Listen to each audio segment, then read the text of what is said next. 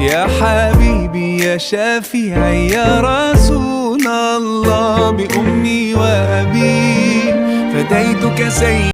Le prophète Ibrahim alayhi salam dit à son peuple de délaisser les idoles pour revenir à l'adoration d'Allah. Et son peuple refusa. C'est alors qu'Ibrahim alayhi salam attendit que son peuple s'absente et en profita pour détruire les idoles une à une, excepté la plus grande. Et il posa à côté de celle-ci la hache avec laquelle il avait cassé les autres, afin de faire croire que c'était la plus grande qui avait cassé les plus petites. À leur retour, les gens du peuple virent le désastre et certaines personnes dirent « C'est un jeune homme appelé Ibrahim qui a fait ça. Nous l'avions entendu par le passé médire sur celle-ci. » Avec rage, les gens du peuple de Babylone allèrent se rendre chez Ibrahim alayhi salam et le capturèrent. Que va-t-il se passer? Que vont-ils faire au prophète Ibrahim? Nous allons le voir dans cet épisode. Arrivés chez Ibrahim, ils l'attrapèrent, puis ils l'emmenèrent avec eux, pour qu'il soit aux yeux de tout le monde et que les juges puissent trancher. C'est alors qu'ils lui dirent « Pourquoi as-tu fait cela ?» Ils leur répondirent « Ce n'est pas moi, c'est la grande idole. Regardez à côté de celle-ci se trouve la hache. Demandez-lui donc si elle peut parler. » Puis, tous, ils se regardèrent les uns les autres, silencieux. Puis ils lui dirent « Mais tu sais bien qu'elle ne parle pas et ne bouge pas. » Ibrahim leur dit alors « Vous placez au rang de Dieu des choses qui ne peuvent ni parler ni se défendre. Vous demandez la protection et la sécurité à des choses qui ne peuvent même pas assurer leur propre sécurité. » Puis ils dirent « Brûlez-le !» C'est alors que le peuple de Babylone prit la décision de brûler vif Ibrahim alayhi salam, qui n'était encore qu'un enfant. Ils attachèrent Ibrahim et dirent « Allez chercher du bois !» Et tous se mirent à récupérer une quantité phénoménale de bois. Ce qu'ils firent, c'est qu'en échange, ils faisaient une prière à leurs idoles. Par exemple, ils demandaient la guérison à celle-ci et en échange, ils allaient chercher du bois pour les venger. Et après avoir rassemblé une montagne de bois, ils y mirent le feu. Et ceci déclencha un feu d'une taille gigantesque. Le plus grand brasier de tout Babylone.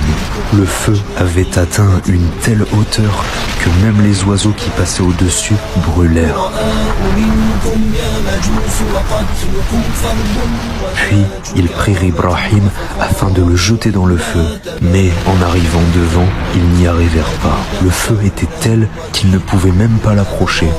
C'est alors qu'ils décidèrent de le jeter par le biais d'une catapulte.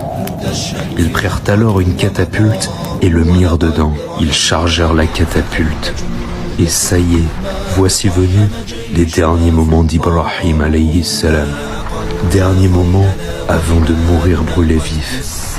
Et soudain, l'ange Jibril apparut et lui dit « Oh Ibrahim, veux-tu que je t'aide ?»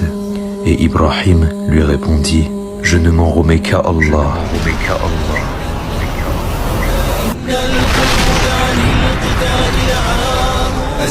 Allah seul me suffit. Voilà quelle est la foi des prophètes et des vrais croyants. Alors que nous, pour les moindres problèmes les plus futiles soient-ils, nous demandons toujours l'aide des autres, alors que lui, sur le point de brûler vif, refuse l'aide de tout le monde, même celle des anges, et ne demande que l'aide à Allah. Et là, la catapulte se déclencha, et Ibrahim fut projeté dans les airs.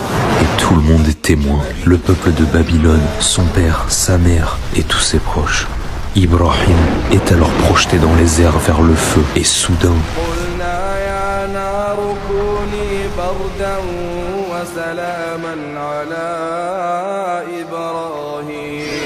ô feu, sois d'une fraîcheur salutaire pour Ibrahim, et le feu obéit à Allah.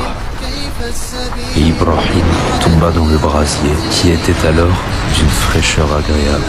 La seule chose qui brûla fut la corde qui tenait Ibrahim attaché. Ibrahim, alayhi salam, se releva et dit « Allahu Akbar » et se prosterna. Tout le monde se retourne ébahi, choqué, ne pouvant pas croire ce qu'ils viennent de voir.